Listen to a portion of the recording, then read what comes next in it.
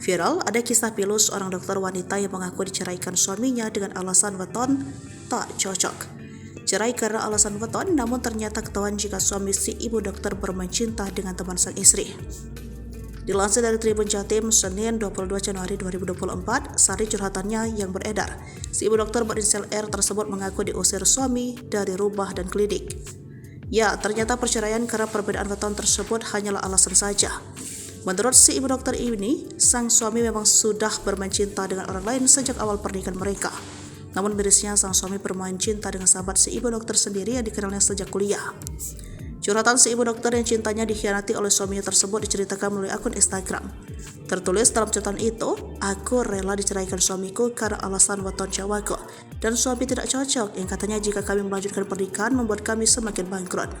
Namun tampaknya perceraian disebabkan oleh ketidakcocokan weton hanyalah alasan sang suami saja. Meskipun si ibu dokter kerja keras mencari materi dan pinjaman uang bank demi usaha suami, tetap saja disalahkan dengan alasan weton.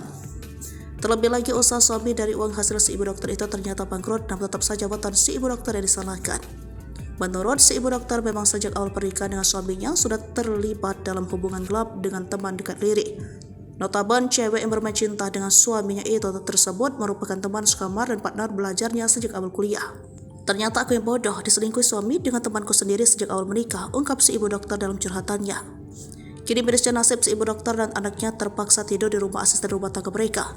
"Aku dan anakku diusir dari rumah dan klinik yang aku bangun karena dibangun di batas tanah orang tua suamiku.